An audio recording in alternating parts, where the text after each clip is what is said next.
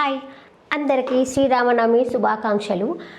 ఈరోజు పొదరిల్లు సీరియల్లో కథ విషయానికి వస్తే ఏం జరిగింది అంటే, మహా వచ్చేసి కేశవని ఏడిపిస్తూ ఉంటుంది కదా.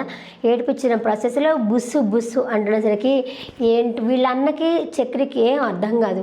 ఏంటి బుస్సు బుస్సు అంటున్నారు మీరు అనేసరికి మహా చెప్తుంది, మీ తమ్ముడికి లవ్వర్ అనేది ఉంది అని చెప్పేసి మహా అయితే చెప్తుంది.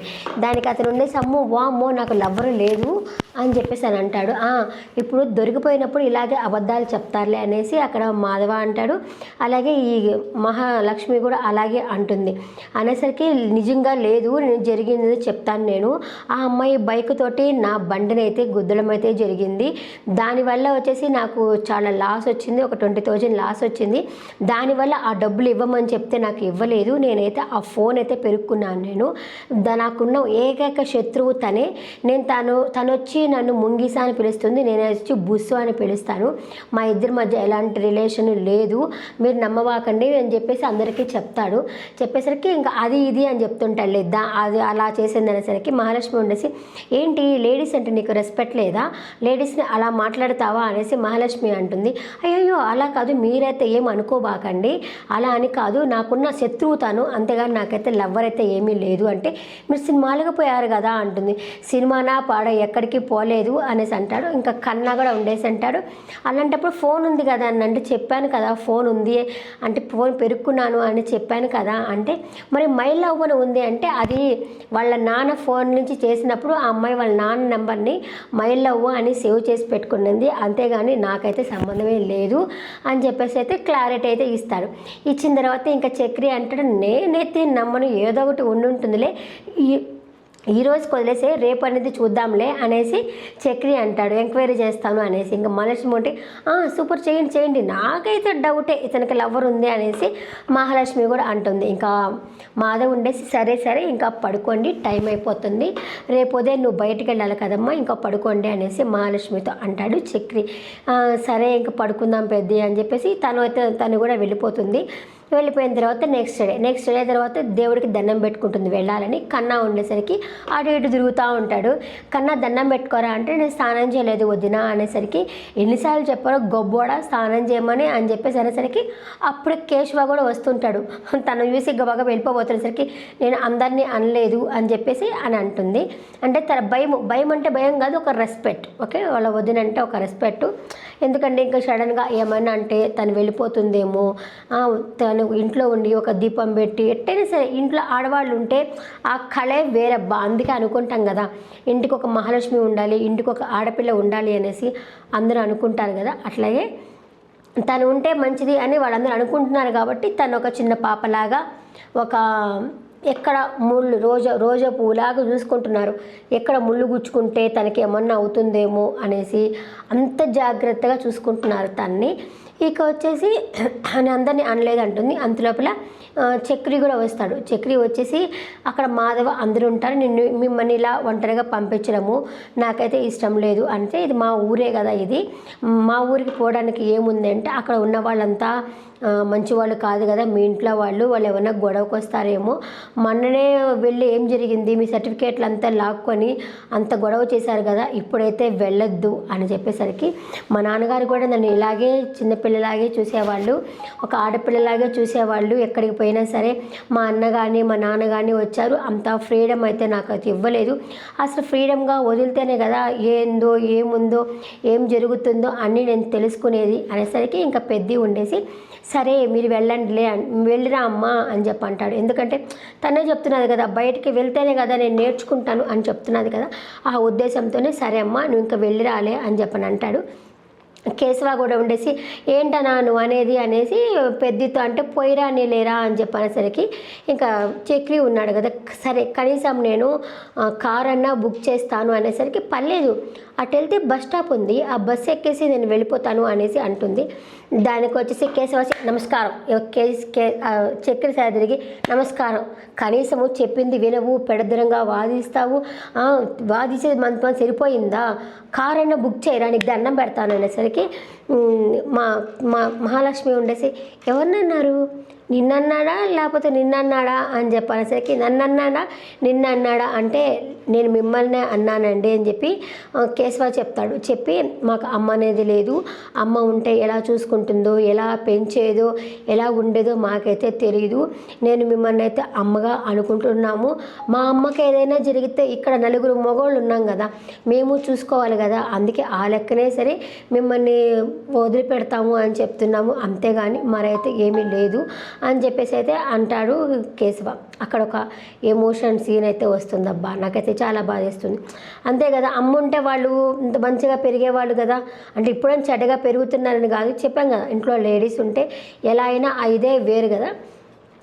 అంతలోపల పెద్ద ఉండేసి స్నాక్స్ చేసి ఉంటాడు. ఇదిగో అమ్మ స్నాక్స్ తీసుకువెళ్ళు, ఏమన్నా టీ ఏమన్నా పెట్టివ్వమంటావంటే వద్దులే నేను బయట తాగుతాను టీ, నాకైతే వద్దులే అని చెప్పని అంటుంది. అదంతా చూస్తూ ఉంటారు ఎవరు, చక్రి వాళ్ళ నాన్న బయట నుంచి అయితే చూస్తూ ఉంటాడు. చూసేసి గబగబా సైకిల్ వేసుకుని వెళ్ళిపోతాడు. చూస్తూ ఉంటాడు. ఇంకా అక్కడి నుంచి సరే అమ్మా డబ్బులు ఉన్నాయా అనబోయి ఇదిగో అమ్మ డబ్బులు ఉన్నాయి తీసుకో, డబ్బులు మా దగ్గర ఉన్నాయి డబ్బులు అని చెప్పేసరికి వద్దు పెద్ది, నేను అవసరమైనప్పుడు మిమ్మల్ని నేను డబ్బులు అడుగుతానులే అని చెప్పేసి అంటుంది. ఇంకా కారు మాట్లాడాలి కదా, ఇంకా కారు విషయం వచ్చేసి కారు అంటే ఉంది కదా మన ట్రావెల్ ఏజెన్సీ అని చెప్పేసి అంటాడు చక్రి. ఏంటి మళ్ళీ చెప్పు అంటుంది. అదేనండి నేను పనిచేసే కాళేశ్వరరావు దగ్గర నుంచి కారు తీసుకుంటాను అంటే అలా చెప్పండి అంటుంది మహాలక్ష్మి. ఇంకా అయితే సరే అని చెప్పి ఇంకా చక్రి అయితే కాళేశ్వరరావుకి ఫోన్ చేస్తాడు. ఫోన్ చేసి నాకు కారు కావాలి అంటే సత్యరానికి నేనైతే ఇవ్వను, అదైతే నువ్వు చేసిన పనికి అది సెకండ్ హ్యాండ్ అమ్ముకోవాల్సి వచ్చింది, ఆ ఎర్రగడ్డలు కావాలా అని అడుగుతున్నారు, అంతా వచ్చింది, ఇంకా 2 రోజులు పోతే ఫ్రీగా ఇచ్చేస్తావా అని అడుగుతావా, నేనైతే అస్సలు నేను నమ్మైతే నేను కారు ఇవ్వను అని చెప్పేసి ఆ కాళేశ్వరరావు అంటాడు. నాకు కాదు నా వైఫ్కి కారు ఇవ్వండి అంటే ఏ రాయితో కొట్టుకుంటే ఏం పళ్ళు రాలగొట్టుకోవడానికి ఏదైనా ఒకటే కదా, నేనైతే ఇవ్వను అని చెప్పేసి అంటాడు. అనేసరికి నేను మీ కంపెనీని ఎంత దూరమో తీసుకెళ్ళాను కదా, అంత మాత్రం విశ్వాసం లేదా, మా అన్న చెప్తానే ఉన్నాడు డబ్బున్నోళ్ళని నమ్మొద్దు, వాళ్ళు మనల్ని యూజ్ చేసుకుంటారు అన్న విషయము చెప్తానే ఉన్నారు అని చెప్పేసి చక్రి అనేసరికి ఏ అబ్బాయి సోది తట్టుకోలేక సరే నేనైతే కారు ఇస్తాను కానీ ఒక కండిషన్ మీద ఇస్తాను, డబ్బులు ఇవ్వాలా అని చెప్పేసరికి అదేంటి ట్రిప్కు డబ్బులు ఇవ్వాలా అంటే అవును అని చెప్పేసరికి సరే ఊరి నుంచి వచ్చినాక ఇస్తాను, ఇప్పుడైతే నా దగ్గర డబ్బులు లేవు అని చెప్పేసరికి సరే అని చెప్పి వాళ్ళ ఇంకొక అతన్ని పంపిస్తారనమాట. అతను కారు తీసుకెళ్ళమని చెప్పి పంపించేసరికి వీళ్ళ ఫ్రెండే అనుకుంటా అతను, నువ్వేనా అనేసరికి అవును నేనే అని చెప్పనేసి సరే పెట్రోల్కి డబ్బులు ఇవ్వంటే తర్వాత ఇస్తాను అంటాడు చక్రి. లేదు ఓనర్ ఇప్పుడే తీసుకోమని చెప్పారు, నువ్వు నాకు డబ్బులు ఇవ్వాల్సిందే అని చెప్పేసి అనేసరికి డబ్బులు అయితే ఇస్తాడు. ఇచ్చిన తర్వాత ఇంకా ఈ అమ్మాయి అయితే బయలుదేరుతుంది కదా, అమ్మాయి బయలుదేరుతున్నప్పుడైతే ఎక్కేస్తుంది. ఇంకా చేంది నన్ను ఒక చిన్న పాపాయిలాగా పంపిస్తున్నారా అని చెప్పేసి అడుగుతుంది. అడిగేసరికి పాపాయిలాగా కాదు ఒక అమ్మాయిలాగా పంపిస్తున్నాము, జాగ్రత్త అమ్మ అని చెప్పేసి కార్ అతనికి కూడా పెట్రోల్ ఉందా అది అన్నీ చెక్ చేసుకున్నాము అన్నీ అడుగుతాడు చక్రి. నేను అన్నీ చెక్ చేసుకొని నేను కార్ తీసుకొచ్చాను అని చెప్పి అంటాడు. సరే ఇంకా ఏదైనా అవసరం ఉంటే ఫోన్ చేయండి అని చెప్పేసరికి సరే అనేసి కార్ అయితే ఎక్కేసి పోతూ ఉంటుంది. సగం దూరం పోయినాక ఈయన చక్రి వాళ్ళ నాన్న ఉన్నాడు కదా, ఆపమంటాడు.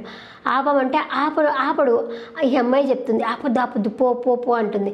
లేదండి గుద్దుకుంటే కారు చట్టబోతుందా అంటాడు. ఏంటి వెటకారమా, ఆయనకి ఏమన్నా అయిందంటే ఆయన 4 కొడుకులు వచ్చింది నువ్వు నీ పని చెప్తారు అనేసరికి సరే అని చెప్పి అట్లా ఆపుతాడు. ఆపేసరికి కత్తి చూపించి తీయ డోర్ అంటాడు. నేను తీను అంటాడు. తేస్తావు పొడవమంటావు అనేసరికి సరే అని చెప్పి డోర్ అయితే తీస్తాడు. తీసినాక ఎక్కి కూర్చొని యాపిల్ తింటా ఉంటాడు. నీకు కావాలమ్మా యాపిల్ అంటే నాకొద్దు, అయినా మిమ్మల్ని ఎవరు రమ్మని చెప్పారు, నేను పెద్దకి చెప్పాను కదా ఎవరికి రావద్దు అని చెప్పి అంటే నేను అవును కరెక్టే నేను వస్తున్నాను నేను చెప్పినానా అని చెప్పేసి ఎందుకు ఎక్కడికి పోతున్నారు అనేసరికి ఇంకా డ్రైవర్ చెప్తాడు, ఆయన పేరు చెప్పి చెప్తాడనమాట. నేను అప్పిగా అని కూడా పిలుస్తాను నేను అని చెప్పేసి అని అంటాడు. ఎక్కడికి పోతున్నారు అంటే మేము యాదగిరికి కొట్టుకుపోతున్నాము అని చెప్పేసి డ్రైవర్ చెప్తాడు. అయితే నేను కూడా అక్కడికే అని చెప్పాను అంటాడు. అంతలోపల ఈ అమ్మాయి ఉండేసి నేను ఎవరిని రావద్దని చెప్పాను కదా మీరు ఎందుకు వస్తున్నారు అని అంటే చెప్పిన మాట వినడు. యాపిల్ తింటావా లేదా అని అడుగుతాడు తింటాడు, నాకు వద్దంటుంది. ఆకలేస్తుంది కదమ్మా, ఏదో ఒకటి తినాలి నువ్వు అని చెప్పని అనేసరికి, వద్దు నాకు పెద్ద ఇచ్చిన స్నాక్స్ ఉన్నాయి, ఆ స్నాక్స్ మాత్రమే నేను తింటాను, నాకైతే వద్దు అని చెప్పని అంటుంది. అన్న తర్వాత అతనికి ఫోన్ చేస్తుంది, ఎవరికి, మాధవ్కి ఫోన్ చేస్తుంది. ఫోన్ చేసి ఇలా మీ నాన్నగారు వచ్చారు అని చెప్పేసి అయితే అంటుంది. అనేసరికి అవునా అతను ఎందుకు వచ్చారంటే ఏమో నాకు తెలియదు, ఆయన చేతిలో కత్తి ఉంది అంటే, మాధవ్ ఉండి చిన్నాళ్ళ నుంచి చూస్తున్నావు కదమ్మా, ఆయన అంటే ఇంకా నీకు భయం పోలేదా అని చెప్పని అంటాడు. సరే ఉండు, నువ్వు కామ్గా ఉండు, నేను చూసుకుంటాను అని చెప్పేసి మాధవ్ అయితే అంటాడనమాట. అంటే వెనక్కి రమ్మని ఇంకా రేపటి ఎపిసోడ్లో వాళ్ళ నాన్న వెనక్కి రమ్మని పిలుస్తాడేమో వాళ్ళ నాన్నని మాధవ, లేదు నేను తోడిపోతాను అని చెప్పి అంటాడేమో. అన్న తర్వాత ఇంకా అమ్మాయి కాలేజీకి వెళ్ళిన వెంటనే వాళ్ళ అన్నయ్యకి ఫోన్ చేస్తాడనుకుంటా. ఫోన్ చేసి ఇంకా వాళ్ళ అన్నయ్య అమ్మాయిని తీసుకురావాలా అనుకున్న మరుక్షణంలో, అందుకేనమ్మా నేను వచ్చాను అని చెప్పేసి ఆ పెనుగులాల్లో అలా పెద్ద ఆయన అయితే పొడవడం అయితే జరుగుతుంది. ఇది మనం రేపటి ఎపిసోడ్లో చూడవచ్చు. నా రివ్యూ నచ్చిందని అనుకుంటున్నాను. నచ్చినట్టుగా ఉంటే ఒక లైక్ కొట్టి వీడియో చూడండి, ఏదైనా ఒక కమెంట్ చేయండి, బాగుంది బాగలేదు ఇంకా ఇంప్రూవ్మెంట్ చేసుకోవాలి అని చెప్పండి. నేను ఇంకా ట్రై చేస్తాను, ఇంకా చెప్తాను, మంచి మంచి వీడియోస్ కూడా నేను అప్లోడ్ చేస్తాను. మీకు ఒక లైక్ కొట్టి వీడియో చూడండి. Thank you for watching. Bye.